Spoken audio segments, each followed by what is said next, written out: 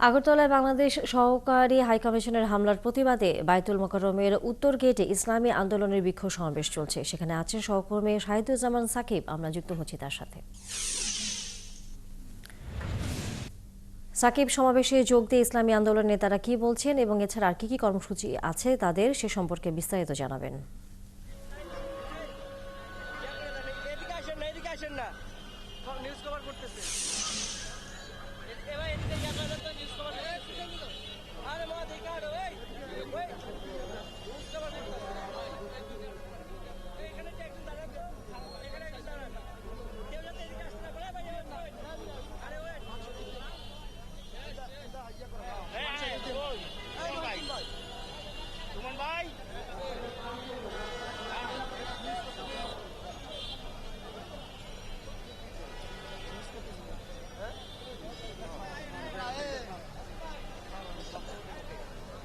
তানিয়া, আপনি জানেন যে গতকালকে আগরতলায় বাংলাদেশ উপ হাই কমিশনে যে হামলার ঘটনা ঘটেছে তারই প্রতিবাদে কিন্তু আজকে বায়তুল মোকাররমের উত্তর গেট থেকে ইসলামী আন্দোলন বাংলাদেশ এবং তাদের নেতাকর্মীরা বিক্ষোভ পূর্ববর্তী একটি সমাবেশ করেছে।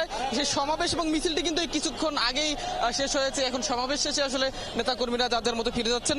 এই সমাবেশ থেকে ইসলামী আন্দোলন বাংলাদেশের নেতাকর্মীরা যেটি বলছেন যে ভারত সরকার আসলে বাংলাদেশের যে হাই কমিশন সেখানে নিরাপত্তা দিতে ব্যর্থ হয়েছে এবং এই নিরাপত্তা দিতে ব্যর্থ হওয়ার কারণে সেখানে যে হামলার ঘটনা ঘটেছে সেটির কারণে কিন্তু আসলে আন্তর্জাতিক আইনের লঙ্ঘন হয়েছে এবং তার কারণে অন্তর্বর্তী সরকারকে আসলে ইসলামী আন্দোলনের নেতাকর্মীরা অনুরোধ করেছেন যেন যদি ভারত সরকার আসলে বাংলাদেশের এই দূতাবাসকে নিরাপত্তা দিতে ব্যর্থ হয় তাদেরকে যেন খুব দ্রুত সময়ের মধ্যে আসলে প্রত্যাহার করে নিয়ে আসা হয়। এবং এটিও বলছেন বাংলাদেশের জনগণ কিন্তু ভারতে যে হামলার ঘটনা ঘটেছে তার পরিপ্রেক্ষিতে কিন্তু বেশ ধৈর্যের পরিচয় দিয়েছে এবং বাংলাদেশের যে ধর্মপ্রাণ মুসলমান রয়েছেন তারাও কিন্তু আসলে ধৈর্যের পরিচয় দিয়েছেন বলেই কিন্তু আসলে পাল্টা কোনো প্রতিশোধ বা পাল্টা কোনো হামলার ঘটনা বাংলাদেশে ঘটেনি।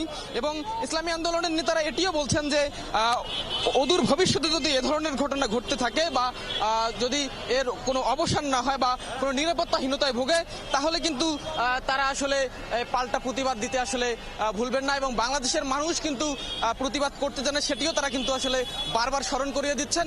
এবং শুধু বাংলাদেশ নয়, বাংলাদেশ সহ বিশ্বের অন্যান্য দেশের মুসলিমরাও কিন্তু আসলে এর প্রতিবাদ করবেন বলেও তারা মনে করছেন এবং তারা তাদের বক্তব্যে বলছেন। তো বায়তুল মোকাররমের সামনে থেকে 3টায় তাদের সমাবেশ শুরু হয়েছিল। সেই সমাবেশ শেষে তারা একটি বিক্ষোভ মিছিল করেন এবং এই বিক্ষোভ মিছিলটি বায়তুল মোকাররমের উত্তর গেট থেকে শুরু হয়ে বিজয়নগর হয়ে আবারও বায়তুল মোকাররমের সামনে এসে কিন্তু শেষ হয়েছে। তো এই ছিল পল্টন মোড় থেকে আমার কাছে থাকা সর্বশেষ। তানিয়া, ধন্যবাদ সাকিব। আপনার মাধ্যমে আমরা দেখছিলাম যে বায়তুল মোকাররমের উত্তর গেটে ইসলামী আন্দোলনের যে বিক্ষোভ সমাবেশ, সেই খবর নিয়ে আপনি এতক্ষণ যুক্ত ছিলেন। নিশ্চয়ই আবারও ফিরবো আমরা।